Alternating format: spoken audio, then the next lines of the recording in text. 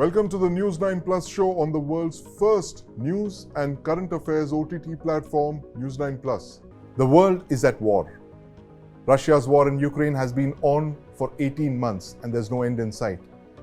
Israel has been bombing Hamas for over a month now after the October 7 terror attacks. These wars involve three of India's top 5 defense suppliers: Russia, the United States, and Israel. Now, these countries would prioritize weapons to fight their ongoing wars before thinking of exports. This is the biggest lesson for India. You cannot depend on the outside world for your defense requirements. You need to design, develop, and produce your own weapons, especially for a country facing two unpredictable adversaries along unsettled boundaries. Now, India has implemented an aggressive policy of defense indigenization. It wants to become one of the world's largest weapons exporters. Joining me to understand these challenges is Lieutenant General Vinod Khandare, Principal Advisor to the Ministry of Defense. General Khandare, welcome to the News9 Plus Show. Thank you, Sandeep. Thank you so much. It's great to have you here, sir. I'm very aware of the fact that you've played a very key role in India's defense indigenization, the fact that you pushed through one of the biggest reform, that is the restructuring of the ordnance factories, converting them into PSUs. Tell us how challenging the situation is right now for the India's defense forces. It's not as grim or as grave that we may think of, but what you said initially is absolutely right. A country of our size and the kind of unsettled borders and the troubled neighborhood, that is when you look at the identified adversaries, two of them, and you look at the terrorism angle, which is not only external, it is internal as well. So the challenges are not only for the military, it is the entire security sector. So when we look at the security sector, we look at the external threats and the internal issues. That is what is a bigger challenge, that if you can maintain your internal cohesion, you can maintain an external focus, then things become quite simple, as it happened, say, in the 1971 war, or it happened during Kargil war. So the way unpredictable situation and collusivity between China and Pakistan is expected, and then you have another front which General Rawat always used to say, the 2.5 front. Right. So that is the challenge that we have to look at. But sir, you've also been looking very closely at the Russia-Ukraine war that's been on for nearly 2 years now, and of course what's going on right now in Israel. Israel is bombing Hamas literally around the clock. What are the big takeaways for you when you look at these two wars? Very different in nature, but essentially a lot of ordnance being dropped on targets. As military professionals, there are very stark lessons which have come out. You know, we all grew up being told that the next war is going to be short, intense and swift. I've heard that. You know, one of your colleagues said this to me about 2.5 years back. I agree with the intense and swift. Yes. I don't agree with the short, because the national logistic stamina or the national resilience is which matters. Right. Wars do not start and finish on the borders. Everyone gets roped into that. Right. So what's your logistic stamina? It's not relevant only to the first line of the military. Right. You've got to look at your second line, you've got to look at the kind of production that happens. You see, wherever wars are going on, the defense industry has to keep churning. In fact, I know for sure Israel, they're doing 3 shifts to produce what they need. And in addition to that, they have some strategic partners who are also doing 3 shifts. Yeah. So that is one of the foremost lesson that has come out. One more lesson is related to intelligence. You know, over-reliance only on either human intelligence or technical intelligence is not going to make you successful. Right. So that's one more lesson which we have to look at. The human is really critical. Human and technical intelligence, a very good synergy of that. And the most important thing is the commanders have to see what is to be used where. Right. At times you may be blinded only by technical intelligence, or you may be blinded by the compromised human sources. Right. So you've got to supplement each one and then see what is the best that needs to come out. There is a saying in the military that you prepare for the worst and hope for the best. Right. So that's one more lesson which has come out. And another thing is you should not blindly trust anyone. Right. Now, why am I saying that? You see how it happened. There were so many people from Gaza coming into Israel with the passes Right. as The gardeners, workers. as Yes. workers in the fields, Right. as drivers, cleaning staff. Yeah.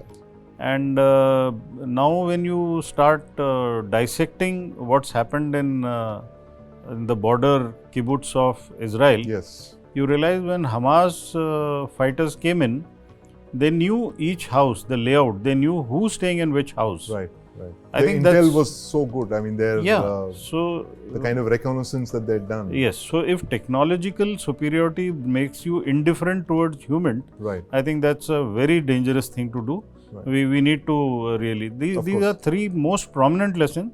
There are many more, Right. and that we can talk about. But earlier you said that Israel is working multiple shifts on their weapons industries. Now, Russia has also been pretty much doing the same in the last 2 years. These are two of our biggest arms suppliers. We continue to import a lot of weapons from them. Is it affecting weapons deliveries to India in any way? No. Nothing that can be termed as critical.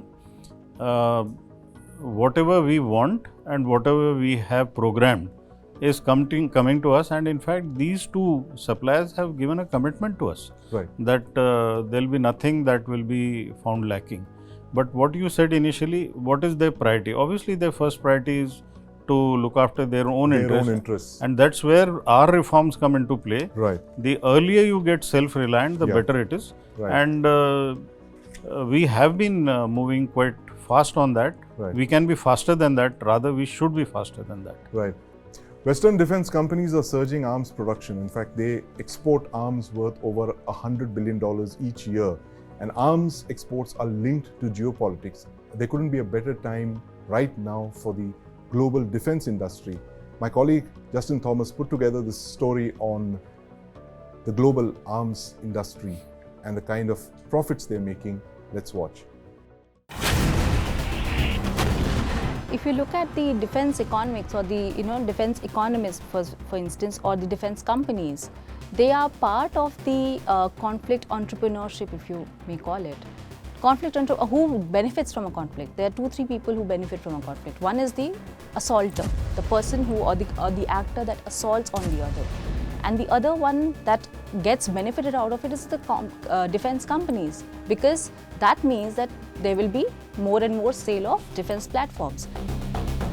Yes, it is said, and it might be well true to some extent, is that it's the military industrial complex which actually serves as a motivation start and to continue with these wars. So many a time when people say it off the cuff, anecdotally, it's not entirely anecdotal, there is a lot of truth in it.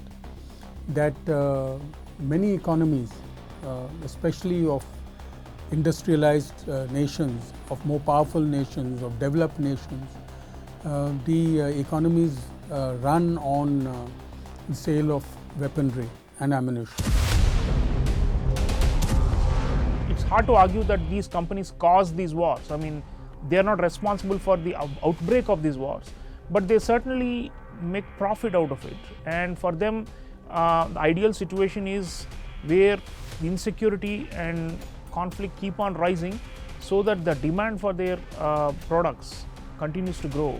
So I think there is an ethical problem there, but they make it look like, end of the day, if a certain country X wants my fighter jet or my anti-tank missile or anti-ship missile, and it will make country X safer, I'm providing security to country X.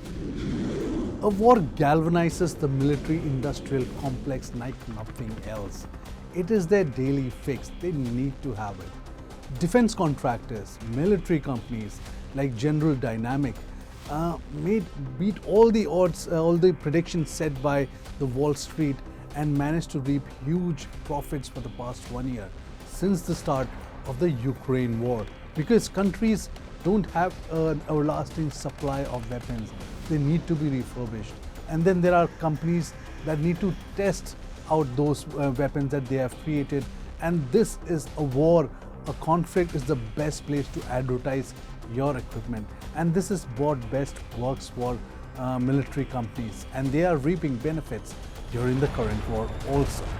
If you look at these two wars that are happening right now, the ongoing wars that are going on, what is happening in this is that there are new methods being devised in these wars. So it also calls for a revolution in the military affairs. It also calls for a revolution in the military technologies. This particular war, Russia-Ukraine war of last year, has sort of made them realize that their capabilities were not good enough to sustain a long war, a long conventional war. And I'm sure, like I said, this is the same realization which would have happened in the United States and in Western countries, in Europe, and everybody must be sort of stepping up production. And I suppose the dynamics of that will play out over the next few years.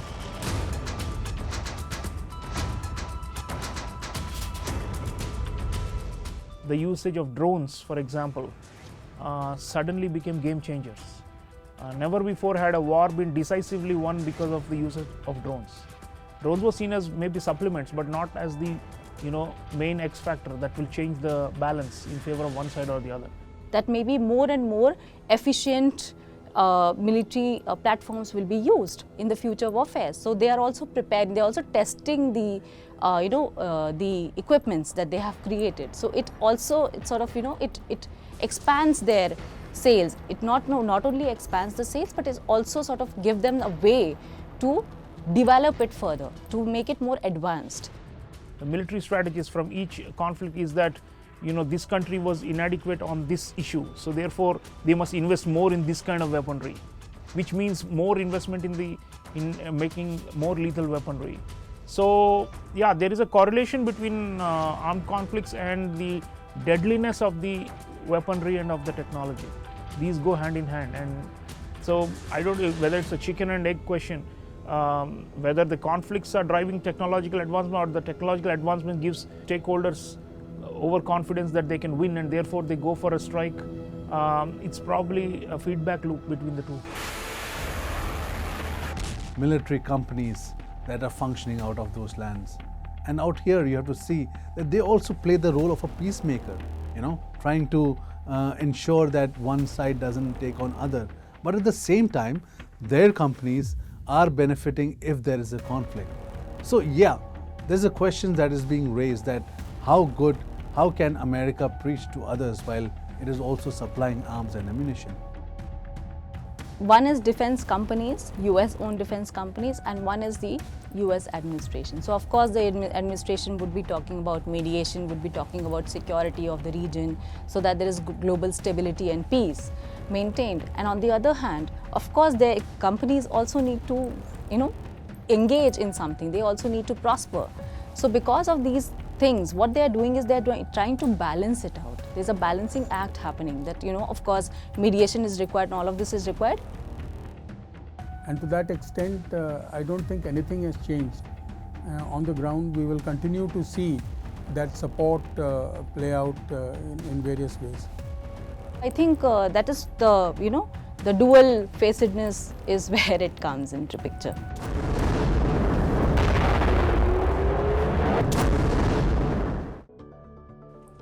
So global arms firms are making a killing. General Khandare, India just cleared its first proposal for 100% FDI in defense with Saab to make rocket launchers in India. Is India also part of this making hay while the sun shines? No, not really. See, we have to look at the complete policy of the nation. Right. We are not the ones who supply weapons where others get killed, Right. We have our own policies where we will not do anything to escalate a war anywhere. Right. The other countries, I don't want to comment on that, Yeah. but what you said is they are really making a killing. Yeah. And they are happy, maybe, possibly, that okay, they can sell weapons, they can test weapons. Right. Real life combat is where the latest technology gets tested. Of course, and this is what we've heard increasingly in Russia and Ukraine, and the newest generation of weapon systems are being tested there. In fact, the MEA made a statement to that effect. See, that's how it is. A person who's designing something can test it on a simulator, but Right. What better than testing it live and away from your own country? Right. I think that's exactly what the bigger companies would do. But in our case, we don't do that. We look at how we can defend our sovereignty. Yes. And for that, whatever is essential, we want that to be made in India as much as possible. It's not humanly possible, at least, to start running the moment you are born. Yeah. Yeah. So you have to first sit up, then you have to start walking, and you have to start running. Yes, the delay between this should not be so significant that the others have sped away. Right. But this point you made, sir, there's a certain element of morality in weapons sales. Now, the arms business is a dirty business.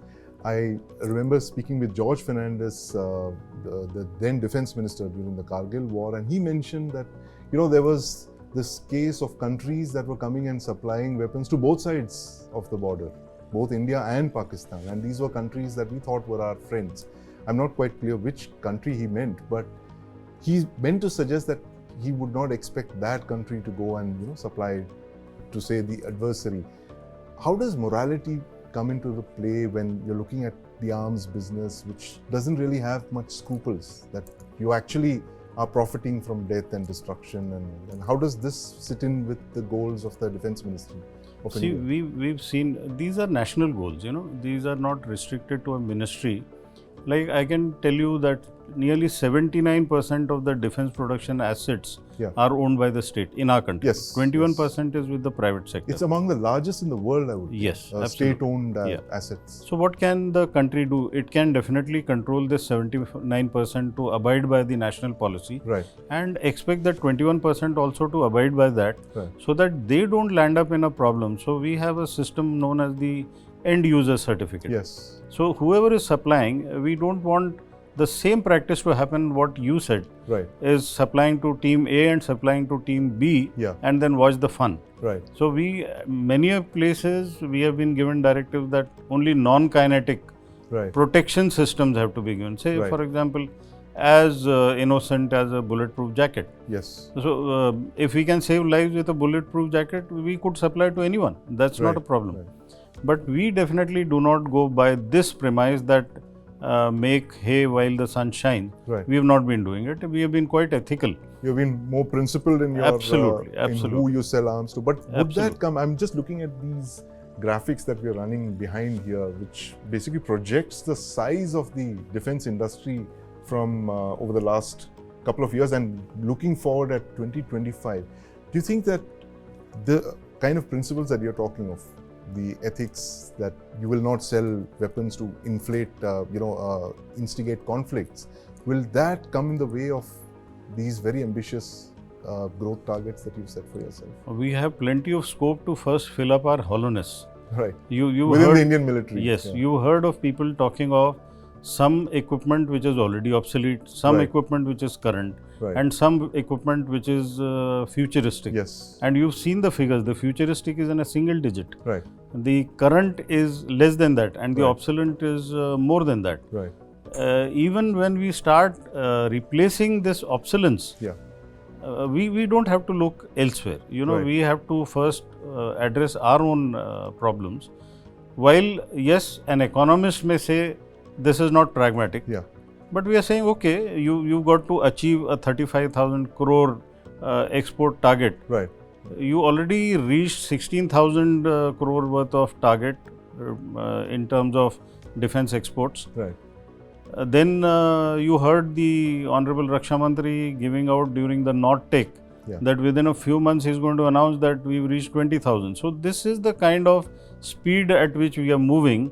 Right. Where were we with just about 600 crores worth of exports, and where are we now, where we are supplying to over 85 countries. Right. So while we are filling up our own hollowness to cover the technological differential with our identified adversaries, at the same time we are earning dollars for our forex. Right. So we are contributing to the economy largely. When the Modi government took over in 2014, they came out with a policy of Make in India in defense. and that lasted for about 5 or 6 years. And then in 2020, you came out with a new policy for Atmanirbhar Bharat, which was, I think, more focused. It had more clearly defined objectives, and the fact that you were going to ban imports in a lot of categories. How are you going to accelerate Atmanirbhar Bharat, which I think is the government's stated goal, the projections that you've made for the next couple of years? How are you going to accelerate it? How are you going to take it forward? It's at multiple levels, and there are multiple partners. The services are the stakeholders, they are the users. They are simplifying processes so that delays do not take place. The ministry by itself is again one of the stakeholders where the processes have to be speeded up. The processes of trials, the process of re-evaluating, all that has been to a large extent simplified. Right. The bringing in of innovation, there is a difference between innovation and indigenization. Right. But if innovation can encourage indigenization, it definitely helps. You look at the various landmarks that have been achieved. You created something known as the IDEX. Right. Then you've roped in a large number of startups there. Then you've created an ecosystem for the DPSUs and for the bigger private sector players, where these same startups can join them and contribute to what otherwise they were dependent on someone abroad.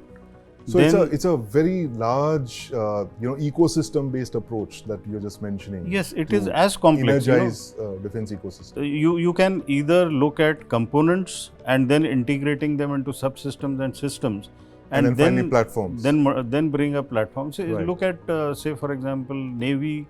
They did Swavalamban, a project in which 75 challenges were announced last year in June by the Honorable Prime Minister.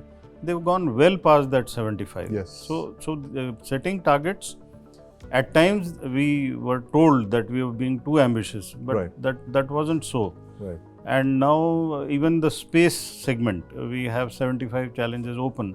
So that is happening. And most important is the stakeholders, the users have identified what can be bought within India, what can be made within India. So those positively identified items, that is the identified list, over 500 such items, what you called as a ban for importing, that has happened already. Right. In fact, my colleague Deepak Badana spoke with Air Marshal Anil Chopra, DG of the Center for Air Power Studies, to understand what India has been doing and what India has been learning from the wars in Ukraine and in Israel. Let's listen in. We joined up with Russia during Soviet Union time in 1950s. The Americans wanted us to join their group, but we chose to remain non-aligned. And at one point, 85% of Indian armed forces equipment was of Soviet origin.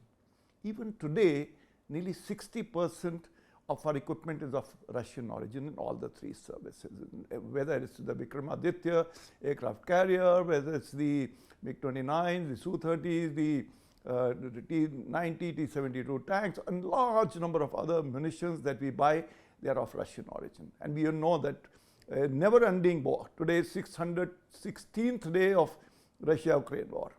And we do not know when it's going to finish, and therefore there's been serious issues of supplies from Russia. And one reason why these supplies have also got into complications is because the Americans put sanctions and we could not do dollar trade, and we had to do rupee trade. And in rupee, we also bought large quantities of oil last year. So how much rupee can the Russians accept from us is an issue, and therefore there are delays in supplies, there are delays in spares. Also, a lot of effort of the Russian industry has gone towards their own requirements, and therefore things have slowed down. In fact, we are not being able to finish our capital budgets this year. So this is the complication with Russians. Nearly 10% of Indian Air Force today is of Israeli origin. That's a very significant figure. Israelis are friends. They don't ask no questions. They give you supply, you defense equipment. They are into a large number of things like UAVs. They are into our radars, electronic warfare, aerostats. They have made the AEWC radar, and they are into missiles. They are into everything that we do in large percentage. And therefore, it has become incumbent that India becomes Atmanirbhar. You know, we are already the 5th largest economy. Very soon we will be the 3rd largest economy, and it is time, if we want to sit on the global high table, that we must start making our own defense equipment. Atmanirbharta is most important in defense because the costing of defense equipment is very complex, unlike what happens for medicines, food, etc., which where the normal market forces take effect. Now, I am very happy to say that India has taken some great initiatives. First is that 75% of India's defense budget this year is to buy only Indian. 75% has to be spent here, the capital budget, which is a very big thing. Then 4 positive indigenization lists have been released by the government, covers more than 4,000 items that have to be bought in India. Third, the DRDO and the PSUs, defense PSUs, have been asked to find private partners and transfer technologies to these private players. The private partners have come hugely into a large number of equipments. They are making world-class, they're making aerostructures for aircraft of the foreign companies. We are making wings for the F-16. We are making, fuselage for C-130. We are making the tailplane and the wings and the middle section of the LCAs made by private players in India. So there is a large push that's been given. They have also instituted a defense indigenization fund. The government has, so that we are encouraging. And in drones and UAVs, there are more than 100 startups in the country. So I think the indigenization push is good. If we really want to sit on the high table, become a significant global power, then indigenization is very important. Yeah. Supply chains are going to be an issue, and we must get our Atmanirbhar Bharat focus right. That certainly is the issue, and as General Khandare was saying, this is something the government is seized of. My colleague Aditya Raj Choudhary has been tracking national security for a long time. Aditya, what is the takeaway for us in India from these 2 big wars that we're seeing right now? Well, there are 2 priorities, not just from the war, but overall. We've seen, of course, the Atmanirbhar Bharat slogan being reinforced by the government, defense indigenization really working over the last many years, even though Kalam really gave the call for it in 1992. But I think it has really picked up over the last 7 to 10 years. Apart from that, what has also happened is the growing realization that an independent foreign policy will only happen when an Atmanirbhar Bharat is there in the defense sector. Right. It is not only about self-reliance, it's also about substitution of imports, really, that is happening, be it spare parts for a lot of your ammunition for the army, for the navy as well. And the Raksha Mantri has also spoken in detail about it, how we are going from strength to strength, and India will be certainly achieving those goals, not just importing, but making ourselves capable, strong, so that it reinforces a strong deterrent.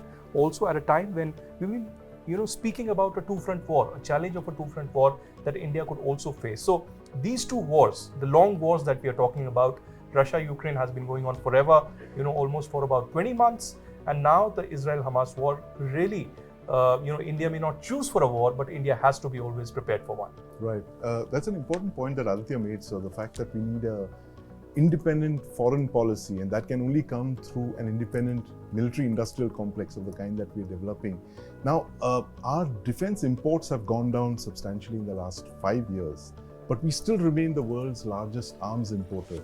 By when do you think we could reverse this conundrum? The fact that we, despite for 10 years, we have this policy almost of wanting to be number 1, as in wanting to be the self-sufficient in weapons manufacture, but we are still continuing to import arms. I can't put a fixed timeline to that, but I'll tell you what is the complexity in this. When you're trying to manufacture something, at the same time, you look at how the technology changes. You are supposed to provide, it's a national responsibility to provide niche technology to your armed forces. Right. What is niche today, tomorrow does not remain niche. So it's a continuous spiral that keeps happening. So what you have today niche, and there is something which is emerging technology. Right. So you have to immediately get on to emerging technology while you are supplying the niche technology to the people who fight or who are prepared to fight. And then there is a third one, which is the incubating technology, which is still in the mind or somewhere in the laboratory. In the future, right? Yeah. Way down in the future. So, if you are wanting the defense industrial complex to become extremely concurrent and strong, right. you have to get the R&D structure much more stronger than that. Right. If R&D structure is very agile and very concurrent, you know, it is a visionary, it's a dreamer's world. Right. Would you like to put a figure, a date onto, you know, by when we would be self-sufficient largely in weapons? See, how we have to look at it, first stage we have to do is to get out of that obsolescence cycle. Right. Today we are Replace still stuck in that. Obsolete. Yeah, we are stuck equipment. in that because we have to remove that part first. Right. That's a huge list. You yourself have been monitoring how the artillery we are trying to do the 155 mediumization. Yes. You know the long waiting list there. Yep. You also know how the armored vehicle, Yeah. the desire for a light tank. Right. And these are things where if you induct something in the inventory, it stays with you for 20, 30, 40 years, which essentially no one will be able to give you a particular timeline to say, okay, this is the year. But at a national level, when a vision of Amrit Kal has been given, what is the whole The next idea of 25 Amrit Kal? years, yes. That instead of what you are planning annual budget, you are planning on a 5-year plan. Right. You've been told, okay, look, 25 years from now, 2047 is the time when we complete 100 years. Right. You better reach a position of what the Prime Minister says, Viksit or Surakshit Desh. Surakshit Desh. So that's somewhere where we can say that we should reach a place Right. where we should not be looking left or right. Right. So is it fair to assume then that 2047 is a cutoff date for indigenization of India's? Or earlier than that. See, you look at China. Initially, they said that 2049 was what date they had planned Yes, for. yes. Then they brought it down to 2035. So, if the pace of change or transformation exceeds what you had visualized, then you can compress the timelines. Right. But easier said than done. Possibly in an autocratic country, it can be done. In a democratic country where there are so many other things which you have to see, there are elections, there are political compulsions, Right. there are labor laws, there is judiciary, there are so many things which are happening. Right. So, while China may have done that compression, whether we'll be able to do it or not also depends much beyond the military or much beyond the Ministry of Defense, how Right. the nation is able to complement Right. by giving a suitable ecosystem. In fact, we were just, Aditya and me were talking earlier about how China in the last 2 decades went from being the world's largest defense importer to the world's 5th largest defense exporter, and that's clearly a place that India wants to be in the next decade or so. But we have completely run out of time. Thank you so much, General Khandare, for your views and your time. Thank you, Aditya. From defense production to air pollution, Delhi's air pollution continues to be in the severe category for nearly a week now. My colleague Deepak Badana breaks down Delhi's air pollution and the sources of Delhi's polluted air. Let's watch. New Delhi, India's capital, has achieved the dubious distinction of being the city with the most polluted air in the world. Over the past few weeks, a dense smog enveloped the city, turning the air dense grey as the AQI hovered around 480 in some monitoring stations. For perspective, an AQI of 0 to 50 is considered good, while anything between 400 and 500 is considered poor. While there are several factors responsible for the worsening air quality in Delhi, the state government has proposed the reinstatement of the odd-even scheme as a measure to bring down pollution. The question is, will this scheme work? Smog, a dense mixture of smoke and fog, has become a regular feature of winters in Delhi. It's composed of particulate matter, nitrogen oxides, sulfur dioxide, volatile organic compounds, carbon monoxide, ammonia, carbon dioxide, and soot. But the most dangerous is particulate matter. These particles can originate from sources like vehicular exhaust, construction dust, and industrial emissions. The odd-even scheme was first introduced in Delhi in January 2016 as a temporary measure to bring down air pollution. It involved the limitation of the use of private cars on alternate days based on their license plates, with the aim of reducing vehicular emissions and improving air quality in the city. The scheme typically applies to all private cars in Delhi, regardless of whether they are fueled by petrol or diesel. two-wheelers, vehicles running on compressed natural gas, vehicles driven by women, emergency vehicles like ambulances, fire trucks, and vehicles of top government officials, including the President, Prime Minister, the Chief Justice of India, among others, are exempt. Besides Delhi, the odd-even scheme has also been applied in Beijing, Mexico City, Paris, Sao Paulo, and Athens, but its success is a matter of debate. According to a 2016 study, traffic restriction due to the scheme led to a reduction of PM 2.5 by 4 to 6% in general and up to 10% in 3 regions of Delhi. Then there's the fact that traffic restrictions only ever applied to less than 50% of all vehicles in the city. Meanwhile, the pollutants from other sources were still spewing endlessly. According to the Indian Institute of Meteorological Data, on November 3, 4 and 5, 2023, PM 2.5 contribution from biomass burning alone was 35%, 20% and 21% respectively to Delhi's pollution. Over the years, the odd-even scheme has turned into a political debate with little effect on Delhi's smog. The air quality is worsening by the year and health-related concerns are rising. The frustration of citizens was perhaps best voiced by the Supreme Court just a few days ago when Justice Sudhanshu Dhulia noted that the odd-even scheme has been implemented in Delhi. But has it ever succeeded? It's all optics. Choking air quality is responsible for the murder of people's health. Meanwhile, legendary German footballer Oliver Kahn kicked off the second season of Dialogue with Barun Das. We leave you with the story on this football great.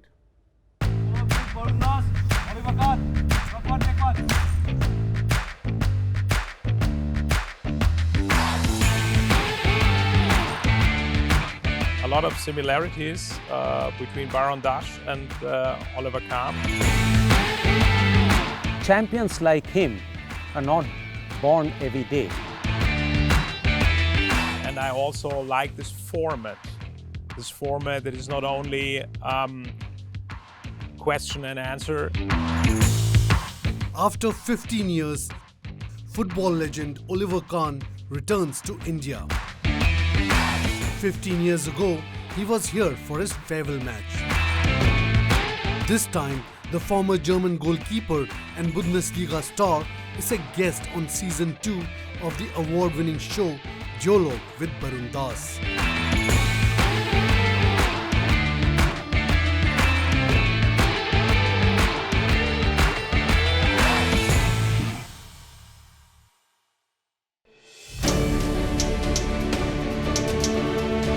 Dialogue with Barun Das is a highly acclaimed talk show that has taken the Indian media industry by storm.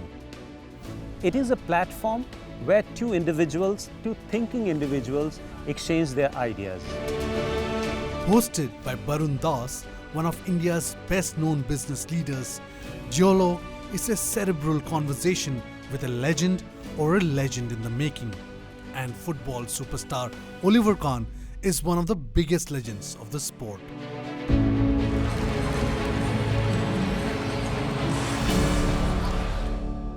If you have to define German football royalty, Oliver Kahn will be one of the top 5 names to come to my mind. Being a goalkeeper, Oliver Kahn got that state of glamour parallel to a striker.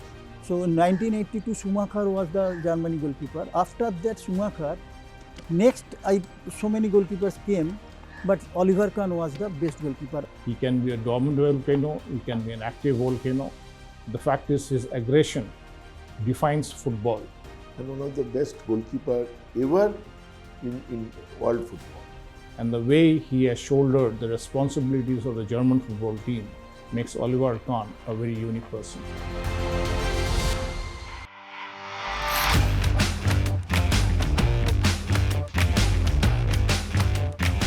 In 2008, he played his last football match, and that was also against Mohun Bagan. Probably never in his life did he witness 130,000 people watching his farewell game.